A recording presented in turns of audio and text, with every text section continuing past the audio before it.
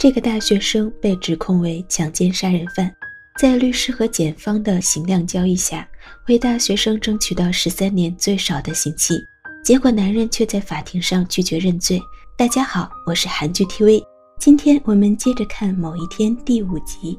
小金在法庭上当众改口，律师朴美金气得抛弃小金，小金只得又被送回监狱。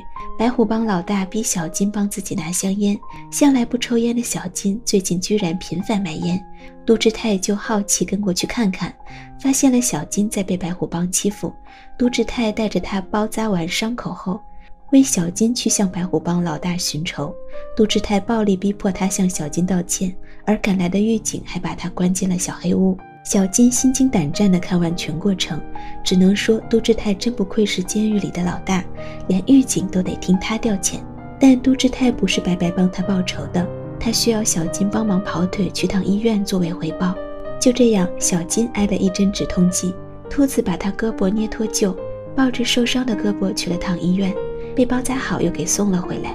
杜志泰拆下小金的绷带，从里面吸出了毒品，原来这才是回报的真正内容。虽然朴美金撂下狠话不当小金的律师，但是为了维护形象，就算注定败诉也得硬着头皮干下去。他干脆就把这个破案子交给了徐秀珍，就当是给他增加经验了。徐秀珍根据这几天陪审的经验，觉得申崇汉非常靠谱，便邀请他做共同辩护。就这样，申崇汉又成为了小金的律师。前妻为了报答申崇汉替自己去参加女儿的家长会，就陪申崇汉重返案发现场搜集证据。明天就是小金的审判日，小金紧张得睡不着。朴组长连夜凭借监控拼凑出了小金在事发当晚的行车轨迹。验检察官让人帮自己调查小金手掌上的伤口，因为这很可能就是小金杀人的直接证据。前期帮申崇汉查到酒精加毒品确实会让人失忆，作为新证据。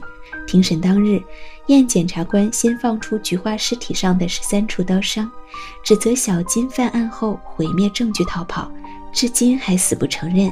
因为小金的审判是以国民参与的形式开庭，所以他呼吁陪审团不要被小金的外表所欺骗。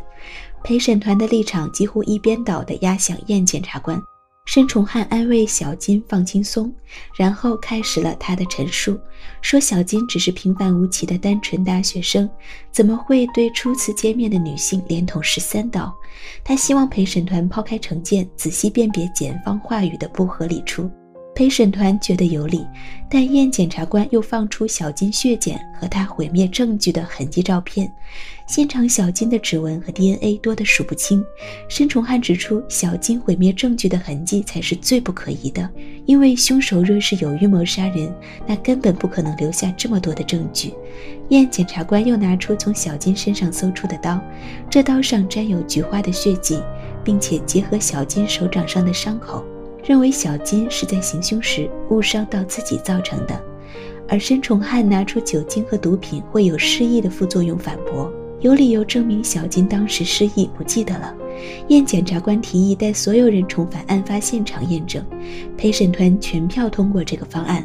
小金虽然非常害怕重返案发现场，但还是在申崇汉的安慰下同意了前往案发现场。外面大雨凛冽，菊花家门口聚集着一大堆要求严惩小金的游行者，游行者的谩骂声和记者的闪光灯凌迟着他。验检察官和朴组长杀气腾腾，小金在巨大压迫感下不敢向前，唯有申崇汉上前为他撑起了一把伞，和他并肩面对接下来的挑战。某一天第5集到这里就结束了，关注我，下期更精彩。